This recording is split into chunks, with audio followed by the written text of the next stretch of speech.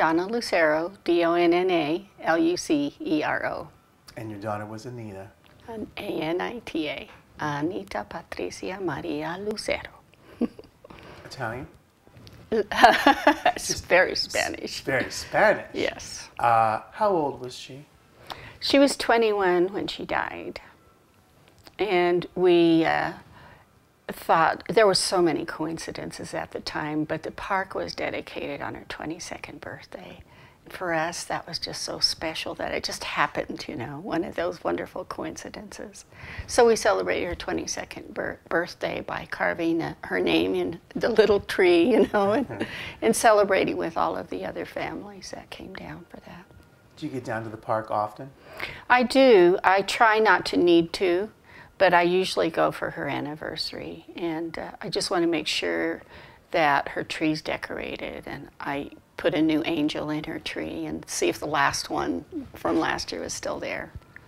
Now you say you try not to need to go. Why is that?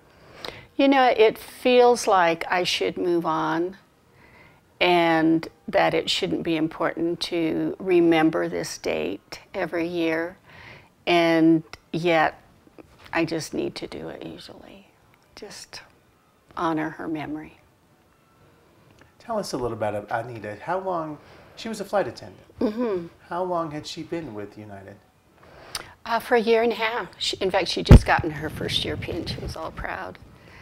But she loved to travel, and my husband worked in an industry where he had to travel, so she always, you know, was the first to volunteer to go with him. Mom, you stay home and, you know, take care of Loretta, I'll go. And so she wanted to be a flight attendant, and she took full advantage of it. She was stationed out of LaGuardia, and so she had a commuter pad there with a lot of other girls, but she lived at home, and she took us to Disney World as a thank you for all of our support. And then she went to Cancun, and she just gotten back from New Orleans during Mardi Gras, just before she died. And so, you know, she jet setter. So she got to experience a lot. Yeah, she enjoyed it. So she will always want to do that? When she was growing up as a kid, did she talk about what she wanted to be when she grew up?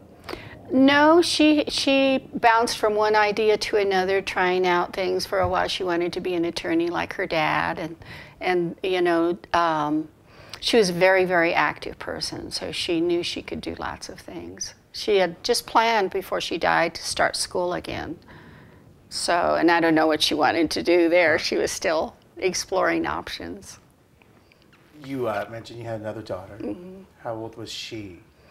We had adopted Loretta when Loretta was 3.5 and Anita was 13.5, and it was very difficult on both of them, but they bonded. So when Anita died at 21 and Loretta was 11, it was just devastating for her because she'd lost her family before, and then losing Anita, and we thought it was harder on her than on me and my husband. She dropped out of school. She just felt like she couldn't trust anybody to love her and stay put, you know. Mm-hmm. And then my husband and I divorced. The grief was just too difficult. And I didn't realize how hard it was on my husband. But he had developed a slow-growing cancer about the time that Anita died. And so he died 6 years later. And it was just like, you know, he died of a broken heart, kind of. But, you know, when your immune system's had a big shock, your cancer can get in. We're all exposed to it. And so it was just something that his system couldn't handle at the time. This sounds, it was very devastating for your family. It really was. And yet you think you need to move on. Why? I know that Anita wouldn't want me to stay stuck for anything. You know, she was so vibrant. In fact, when we got her stuff back from the commuter pad, they sent us this big box of the stuff that she'd, you know, her robe and slippers and stuff, when she'd have overnighters before she had a flight in the morning from LaGuardia. And so I was pulling out her favorite quilt, her boots, and I said, is this all there is? Is this all that's left? And this voice in the back of my head says, don't, Mom, don't. And I knew she didn't want me to cry, you know.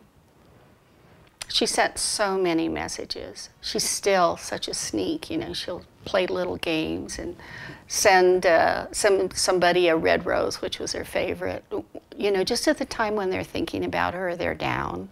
Or I'll turn on the radio for the first time in months and it'll be playing Wind Beneath My Wings. You know, so she's always playing little tricks like that to remind us that she's not gone. She's just, you know, at a different plane. What's the significance for that song? She always felt we were the wind beneath her wings.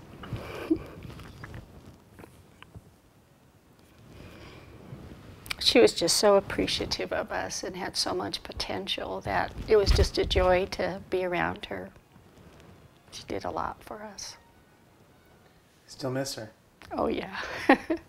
My younger daughter keeps thinking, oh, what would it be like if she were married and I'm married and our kids could be cousins together?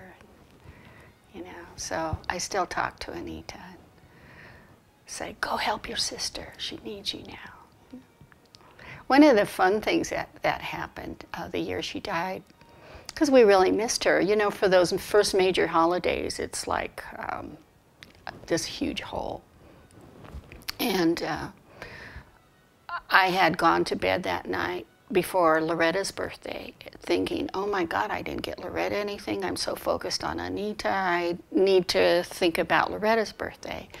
And before I went to sleep, I thought, I'll just go to Safeway in the morning and get her whatever there, you know. And she loves roses, but she wouldn't want red because Anita loved red roses, so I'm going to get her yellow roses. And went to sleep. And Loretta had a dream that night that Anita had come bringing her yellow roses saying happy birthday. So when she woke up in the morning and there's this, you know, bouquet of yellow roses, she's like, yeah, Anita's coming through, you know. And then a flight attendant friend of hers that was really close to her dreamed that around the same time in June that she dreamed that Anita gave her a bouquet of yellow roses for her birthday. And the next morning, she's getting off the plane here at DIA, and her boyfriend is saying, I don't know why I got you yellow roses. I always get you red, but happy birthday, you know. So we know that she's sending special messages. Do you have any fear of flying? No, you know, at first I did. I didn't, because I thought whatever happens, happens, you know. Anita always said, don't worry. It's very unlikely. There aren't that many plane crashes as there are car crashes. And if I go, I'm going to go immediately. So don't worry about it. And so Art and I both thought, fine, you know, if it happens, it happens. We'll go be with her. And then after Art died, my husband, I knew I couldn't leave Loretta alone, and I freaked out every time I got on a plane. One time, I always asked, what kind of plane is it? And if it was a 737, I'd say, has it been retrofitted yet? And if they said no, I said, I'm not getting on. And one time I was at a conference coming back, and I forgot to ask. And so I was already on the plane, we were already flying, and I said, could you please go ask the pilot if this has been retrofitted? I know it's a 737. And she came back and said, the log doesn't show anything is needed, so it's probably been done. That wasn't good enough for me. And so as we were landing, because that's when that defect is most likely to happen, is when the 737 is landing. So this man, business partner I was at the conference with, you know, I was grabbing his hand and said, what's the last movie you saw? What's the last book? Tell me the plot. You know, and I just like tried to distract myself because I was freaking out, and we were fine.